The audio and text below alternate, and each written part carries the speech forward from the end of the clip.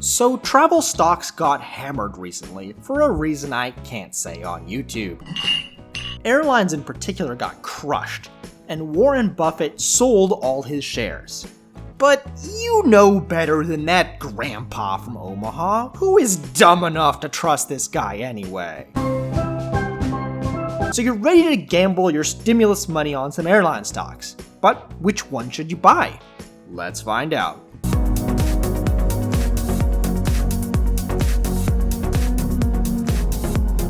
Disclosure: this is for entertainment purposes only. I'm just a random guy on YouTube, so don't take financial advice from me. Additionally, anything I say is based on publicly available financial information. So before you YOLO everything on American Airlines calls, let's think more long term. It will take some time for air travel to recover, and airlines will be hurting. So let's evaluate airlines based on the following criteria. 1. The debt-to-equity ratio. Sorry, Robinhood investors, I believe that going bankrupt is bad for your stock price. Just ask LATAM that got delisted.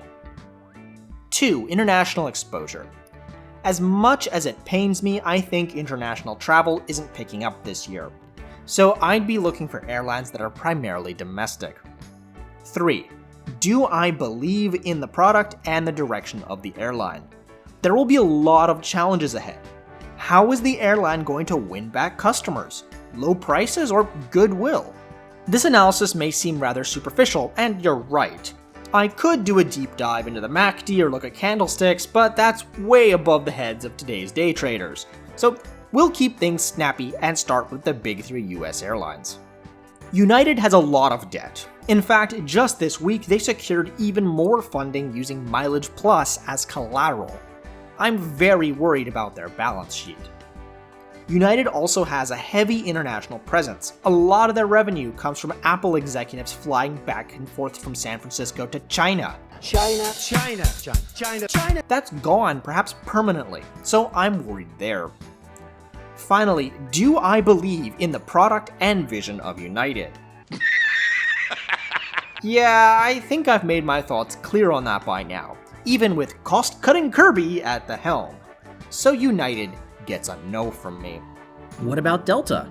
I think Delta is the best one among the big three in US aviation. Delta has a much lower debt ratio than United, so that's good. They have a lot of outstanding aircraft orders, so they've frantically grounded their 777s, and at least the new planes will be more fuel efficient. Delta also does have international exposure for sure, but a lot of that is through its equity in foreign airlines and JVs rather than direct exposure. So that's still a negative, but not as bad. Finally, do I believe Delta will succeed in the long run? Yes, I do. The official Delta YouTube channel continues to produce content, and they have cities like Atlanta, Detroit, and Minneapolis on complete lockdown. They even are heavily competing for Seattle and the newly proclaimed independent Jazz. So I believe they will pull through. I'd say that I recommend them, but American's debt-to-equity ratio is... hang on. No, that's not a typo. Is negative. That's because their net worth is below zero. Yeah, when Boeing CEO said that a major US airline was going to declare bankruptcy, I think I know who. Yes, Doug Parker says they won't, but of course he would. I'm not touching American based on this.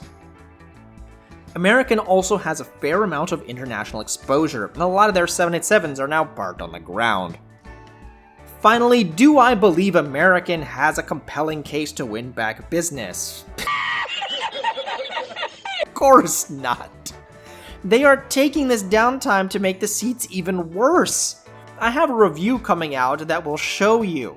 There's never a reason to ever fly American Airlines if you can pick anyone else. Okay, so let's move on to the major domestic airlines: Southwest, JetBlue, and Spirit. Southwest, currently the largest airline in the world, has very low debt, which is great. I don't think they're going bust anytime soon. While they do fly some international routes, they are primarily domestic, and the routes are more spring break routes rather than international business class travel, in part because they don't have it. Do I believe that Southwest will recover well? Yes. They have a loyal customer base, no change fees forever, and free checked bags. I'd love to own some Southwest at these prices, except... Okay, fine, JetBlue. The logic behind JetBlue is similar. Less debt, limited international exposure, and I believe in the product and the service. I can see people paying for Mint to keep their distance from others on the plane, unlike domestic 2-2 on most other airlines. In fact, let me just go and... Oh, come on!